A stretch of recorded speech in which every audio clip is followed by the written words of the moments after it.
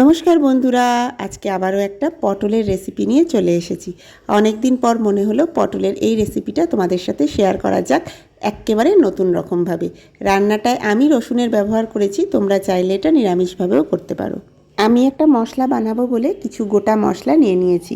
গোটা জিরে, গোটা ধনে, অল্প একটু জোয়ান, কালো জিরে, দুটো কাঁচা লঙ্কা, 3 কোয়া রসুন আর 1 ইঞ্চি আদা। সামান্য একটু জল দিয়ে এই মশলাগুলোর একটা পেস্ট বানিয়ে রাখলাম। বেশ বড় সাইজের 8-9টা পটল ভালো করে ধুয়ে কিছুটা খোসা রেখে কিছুটা খোসা ছাড়িয়ে নিয়েছি। ছুরি দিয়ে পটলের গাগুলো সামান্য চিড়ে দিয়েছি। এবার সর্ষের তেল গরম করে নিয়েছি। তেলটা ভালোভাবে গরম হয়ে গেলে পটলগুলো দিয়ে দিলাম। মিডিয়াম ফ্লেমে পটলটা বেশ ভালোভাবে ভেজে নেব।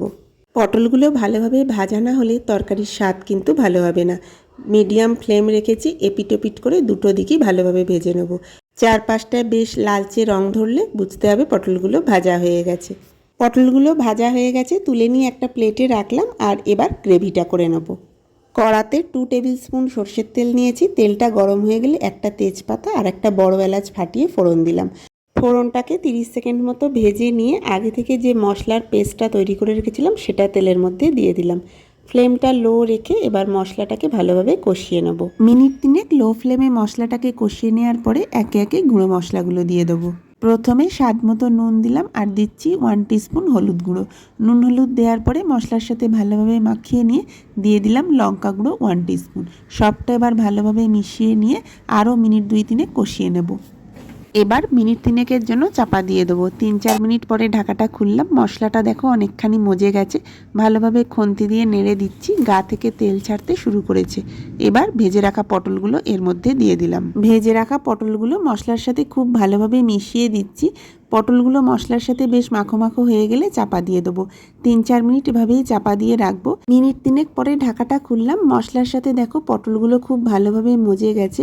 এবার মিক্সির বাটি ধোয়া জলটা আমি এর মধ্যে দিয়ে দিচ্ছি। আমি এটাতে একটু গ্রেভি রাখবো, তাই জন্য চায়ের কাপের আরও হাফ কাপ জল অ্যাড করলাম। সবটা খুব ভালোভাবে নাড়াচাড়া করে মিশিয়ে নিলাম। এবার ঢাকা দিয়ে দিলাম। মিনিট 5 পরে একবার ঢাকাটা খুলে আমি চিনি দিয়ে দিলাম। চিনি দেওয়ার পরে গ্রেভির সাথে ভালোভাবে মিশিয়ে দিয়ে আবারও ঢাকা দিয়ে দিলাম। এটা আমি 10-12 মিনিট ফুটিয়েছি। পটলগুলো যেহেতু আগে থেকে ভালোভাবে ভাজা ছিল, সেদ্ধ হতে খুব বেশি সময় লাগবে না। মিনিট 10 পরে ঢাকাটা খুলে সব শেষে ওপর থেকে দিয়ে দিলাম গরম মশলা গুঁড়ো। গরম মশলা দেওয়ার পরে গ্যাস বন্ধ করে দেবো। মিনিট 10 পরে এটা সার্ভ করতে পারবো গরম গরম ভাতের সাথে। এরকমই আরও নতুন রেসিপি নিয়ে খুব শিগগিরই ফিরে আসছি। ততক্ষণ সবাই খুব ভালো থেকো।